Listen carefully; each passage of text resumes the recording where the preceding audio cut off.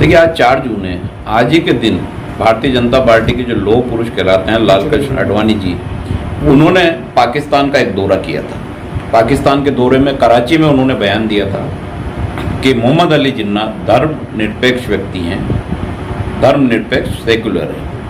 बहुत साफ और स्पष्ट हो जाता है कि भारतीय जनता पार्टी के जो नेता सिर्फ वोट लेने के लिए हिंदू मुस्लिम की राजनीति करते हैं, पाकिस्तान की राजनीति करते हैं, उनके शीर्ष नेता पाकिस्तान में जाके स्पष्ट बयान देते हैं कि मोहम्मद अली जिन्ना धर्मनिरपेक्ष है। तो ये स्पष्ट हो गया कि भारतीय जनता पार्टी का चाल चरित्र और चेहरा समय के अनुसार बदलता रहता है।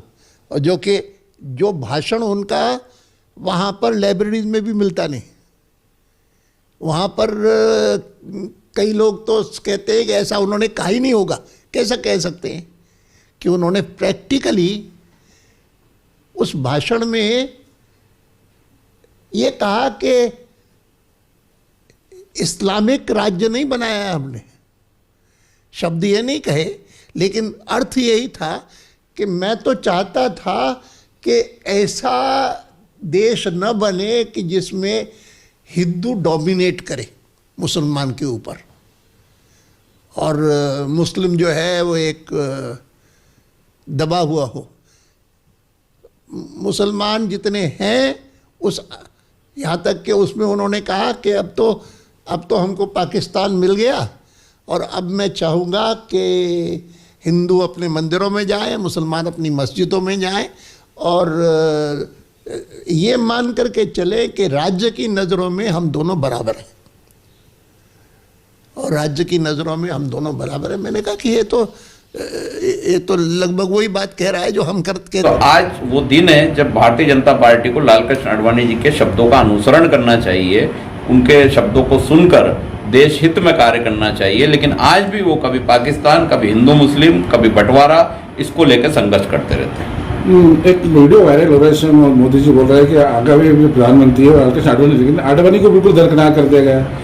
देखिए मैंने भी वो वीडियो देखा है जिसमें एक टीवी चैनल के इंटरव्यू में आडवाणी जी को वो अपना नेता, अपना गुरु, अपना सब कुछ बता रहे हैं। निश्चित तौर पर आडवाणी जी से कहीं ऐसी गलती हुई है जो भगवान शंकर जी से हुई थी, जो कहीं भी बिना सोचे समझे आशीर्वाद दे देते थे। ऐसे आडवाणी जी ने आशीर्वाद दिया था और जिसका खामियाजा उनको भुगतना पड़ा। उनका टिकट तक काट दिया गया, उनको हर जगह से हटा के घर बिठा दिया गया।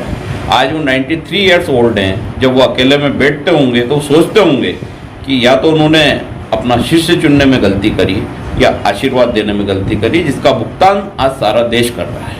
लेकिन आडवाणी जी और अटल जी ने दोनों ने रख के इसकी नींव रखी थी पार्टी की, जबकि उनको आगे बढ़ाना चाहिए था, उनको आगे लेना चाहिए था मोदी जी को आगे। देखिए निश्चित तौर पर मोदी जी के ही शब्द थे कि 2009 के चुनाव में आडवाणी जी को प्रधानमंत्री बनाएंगे, और जब उनसे पूछा गया कि इसके अगले चुनाव में 2014 के चुनाव में क्या आप उम्मीदवार होंगे, तो जब भी उनके शब्द थे कि नहीं, दोबारा आडवाणी जी ही प्रधानमंत्री बनेंगे अगर 9 में उनकी सरकार बन गई तो, और अगर नहीं बनी जैसे कांग्रेस की बनी थी तो 14 में जब सरकार बनी थी तो नैतिकता के नाते, गुरु के नाते, संस्कारों के नाते आडवाणी जी को प्रधानमंत्री बनाना था।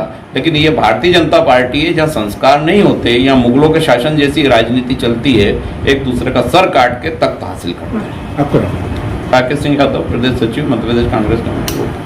कहते हैं कि अगर आडवाणी की बजाय नरेंद्र मोदी मैदान में उतरते तो शायद बीजेपी भी ज्यादा सीटें जीत सकती थी। मैं जनता जनार्दन को बताना चाहता हूं, गुरु बड़ा कि चेला बड़ा। जिस नरेंद्र को आप इतना प्यार करते हो, जिस नरेंद्र ने गुजरात में इतना विकास किया, ये आप बताते हो, लेकिन आपको मालूम होना चाहिए इस नरेंद्र को बनाने का काम आडवाणी जी ने किया है।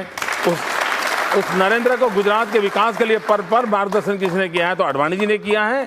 गुजरात के हमारे वो सांसद हैं, गुजरात की विकास यात्रा कैसे चले हर पल हमें उंगली पर करके चलाया है। जिस व्यक्ति ने नरेंद्र को इतना चलाया है, वो व्यक्ति देश को कितना बढ़िया चला सकते हैं, इसके लिए कोई सबूत की जरूरत नहीं है। सबसे बड़ा सबूत मैं हूं उनके लिए।